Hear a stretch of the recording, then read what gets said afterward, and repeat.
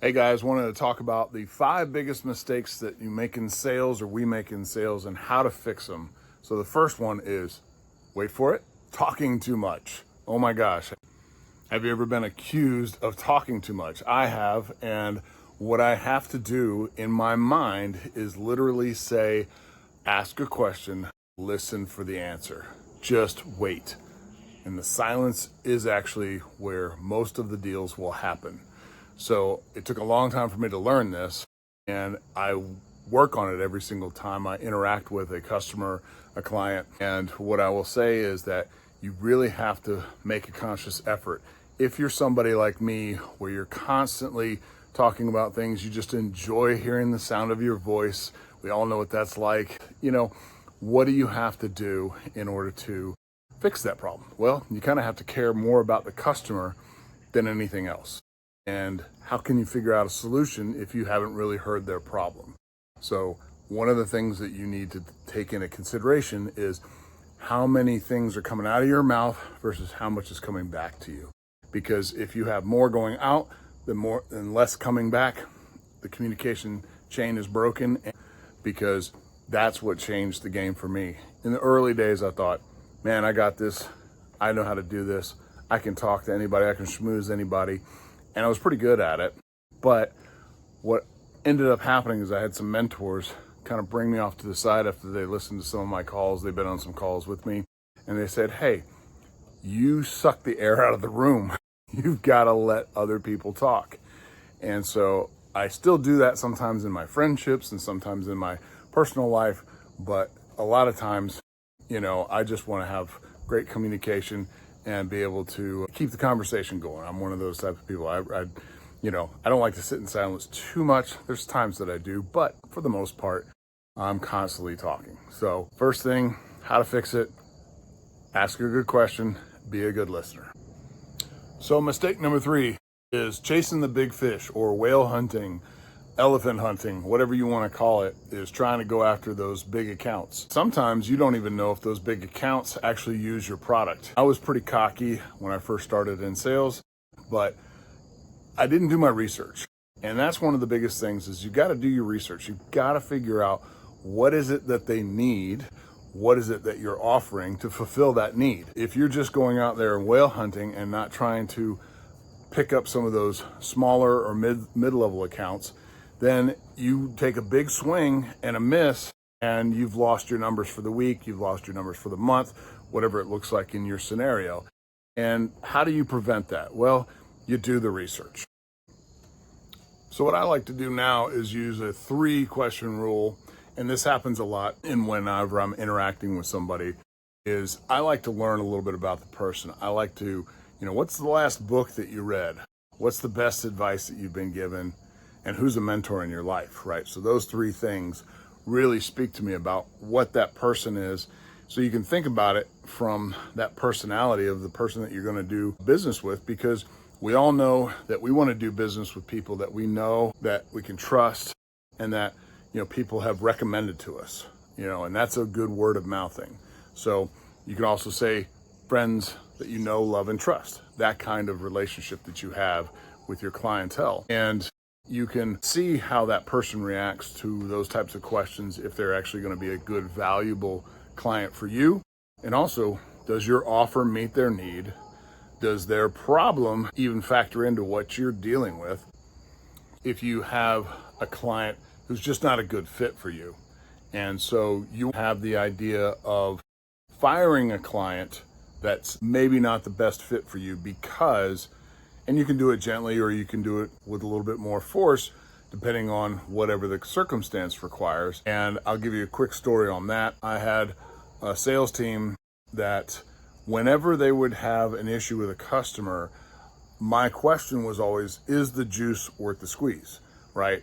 Because what I didn't want is that my inside sales reps or other sales reps were getting abused by a certain type of customer. Sometimes there's a grind, there's a little bit of friction, understandable, but nobody should ever be abusive to someone and let that slide. So, it's kind of like a 3 strikes you're out rule. Are you being more detrimental to our business and to our people? Do we want to work with you? So there's a criteria there. So think about those three things when you're figuring out, is this client a good fit? Have I qualified them properly? Are they treating my people well? Are they good people just in general? What's their reputation, right? Because that's a huge thing. And you're known by the company that you keep. Mistake number 3, the fear of rejection. It's one of the things that we all suffer from. And from time to time, I still have a little bit of that going on in my head. But most of the time, I just power through because I've learned over time that the rejection is really just more about the question.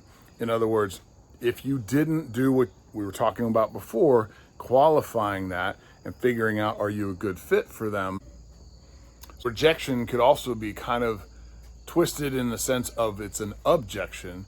Maybe it's to, how you are talking about the product, maybe how you are bringing the information, and did you do your due diligence to find out, hey, does this meet exactly what they're trying to figure out?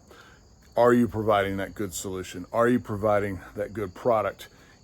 Did you really listen to the customer in the beginning phases when you're doing your discovery, right? So think of rejection as more being about a clarification.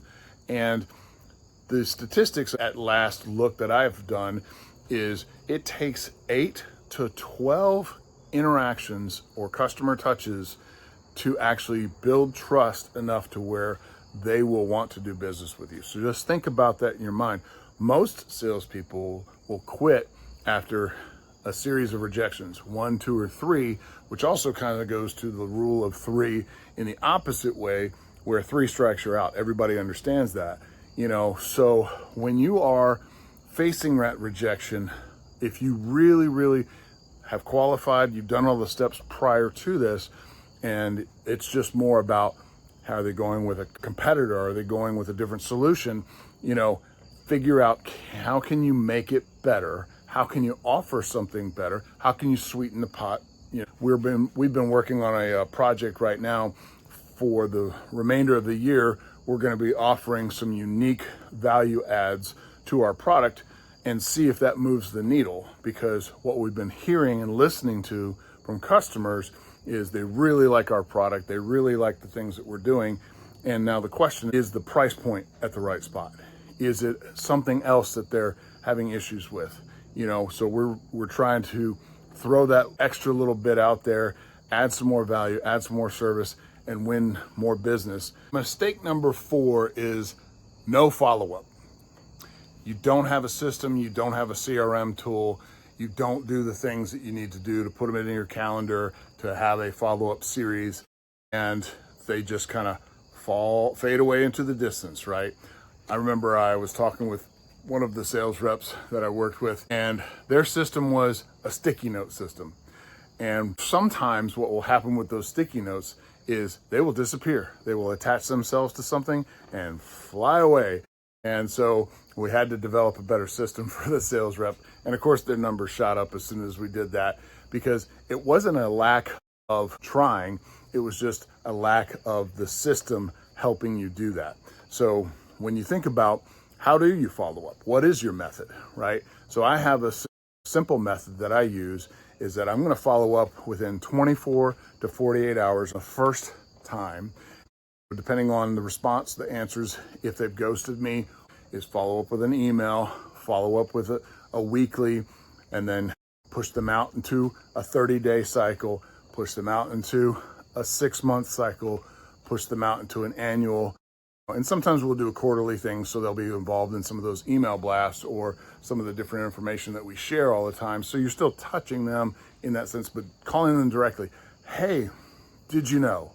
Was thinking about this might work for this in your world because it's worked for others.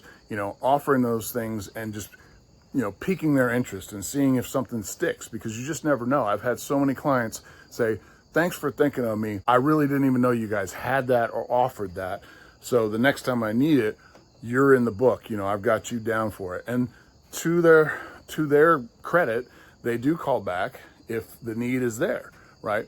But if you're constantly coming in, saying the same thing, doing the same thing, and you're not offering more value, you're not offering a product that they might use, and making sure that you're presenting it well, obviously, in whatever case that you have, shoot them a text, maybe make it a non-business thing is, hey, did you see the game from Monday Night Football?